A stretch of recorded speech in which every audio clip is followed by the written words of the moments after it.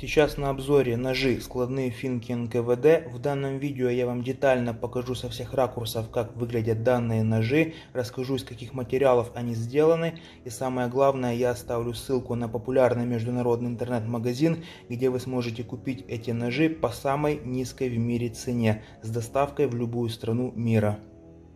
Еще небольшая предыстория. Такие ножи выпускались в СССР, в Советском Союзе, и выдавались они сотрудникам спецслужб НКВД. Именно поэтому эти ножи стали называться как финки НКВД. Было их две версии. Одна версия была не складная, вторая версия была вот такая складная. Это уже вторая, более поздняя версия.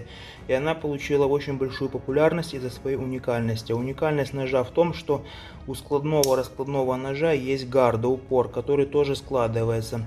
При складывании клинка гарда упор складывается, при его раскрытии тоже раскладывается. Такой нож был очень популярный в бандитских кругах, о этих ножах складали очень много легенд и разных историй.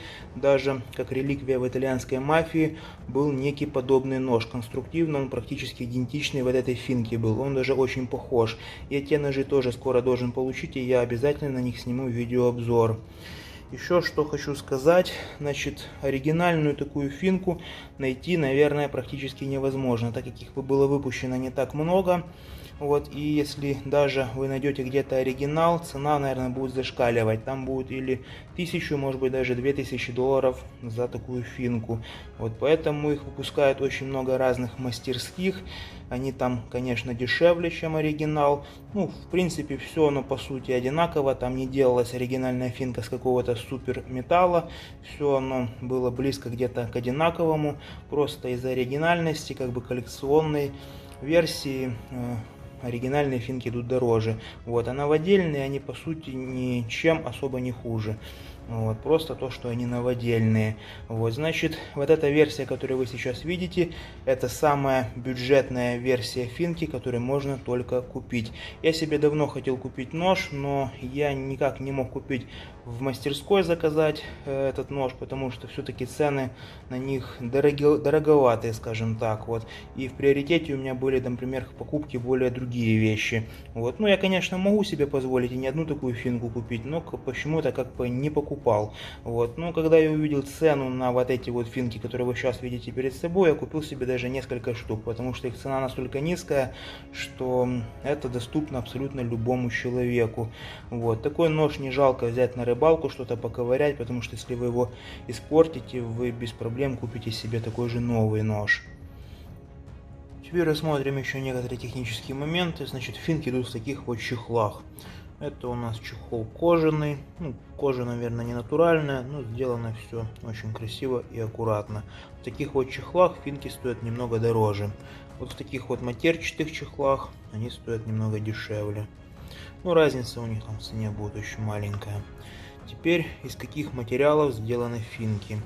Клинки у финок сделаны со стали 440C. Это американская антикоррозионная сталь. Это одна из самых популярных ножевых сталей в мире. Вот, значит, гарда и другие элементы металлические в ручке сделаны все со стали. То есть все магнитится. Вот, все идет стальное. Никакого металлического сплава в этих частях нету.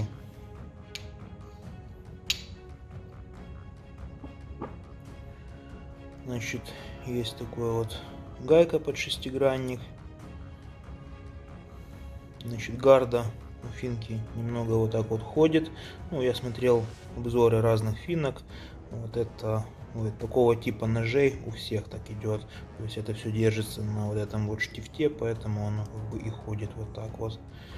Значит, у этой финки ручка идет деревянная. Это видно по структуре ручки. Все очень аккуратно и красиво сделано. Значит, данная финка имеет на клинке гравировку лазерную. Это НКВД идет значок. На другой стороне гравировка идет НКВД и марка стали. Вот, все очень красиво и аккуратно сделано. Вот, я никогда не думал, что за такие деньги могу купить такую вещь. Единственный минус здесь в дизайне — это звездочка. То есть здесь звездочка идет пластиковая, она такая на вид немного бутафорная. То есть в новодельных финках, которые выпускают разные мастерские, там идет звездочка металлическая, залитая акрилом. Смотрится та звездочка, конечно, намного поинтересней. Но за эти деньги это более чем нормально.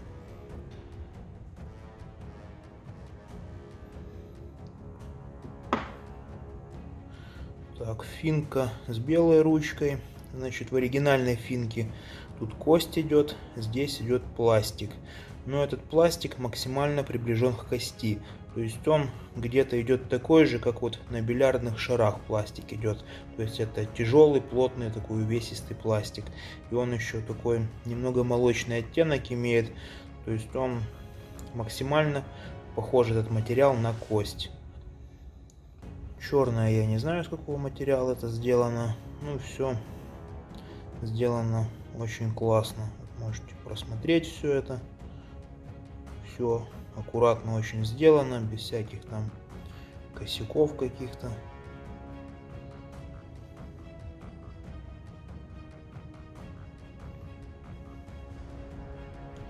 Вот так оно все выглядит. Значит, еще на финке с бело-черной ручкой на клинке отсутствуют гравировки.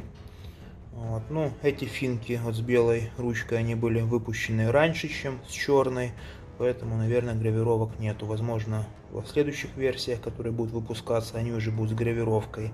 В общем, все варианты финок, которые будут вообще выпускаться, я буду за этим следить. Ссылки буду оставлять под этим видео. Так что переходите по ссылкам, смотрите цены, смотрите, что появилось нового, интересного. Теперь по физическим характеристикам. Для многих людей это очень важно.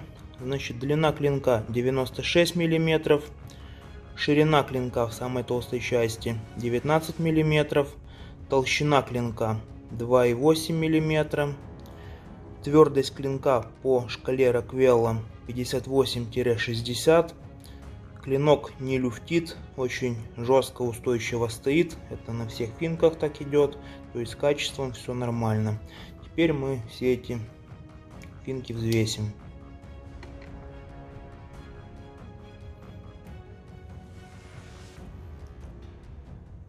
«134,86».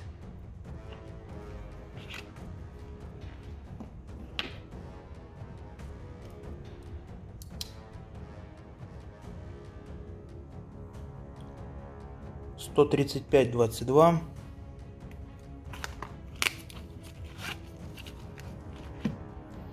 Ну и для сравнения еще одну с белой ручкой.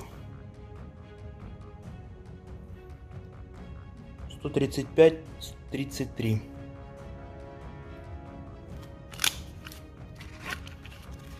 С белой ручкой финки немного тяжелее, чем с черной деревянной.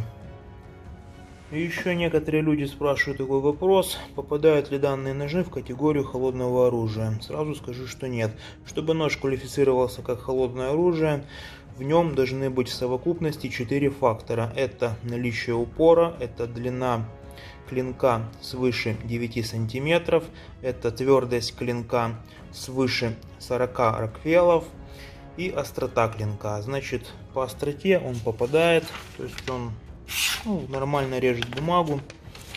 По длине клинка он тоже попадает, потому что он 96 мм имеет, а уже 90 мм могут квалифицировать как холодное оружие. Ну и, конечно, по твердости он попадает, потому что у него 58-60 роквеллов, вот, а от 40 роквеллов уже тоже ножи попадают в категорию холодного оружия. Почему же он не является холодным оружием? Потому что у него сильно маленький упор. Вот эта гарда, она не считается боевым упором. Именно из-за нее он не попадает в категорию холодного оружия. Здесь в гарде не хватает полсантиметра с каждой стороны. Вот, если бы она была больше, он бы тогда был холодным оружием. А так, из-за гарды он не попадает в категорию холодного оружия, поэтому такой нож можно с собой носить и ничего не бояться.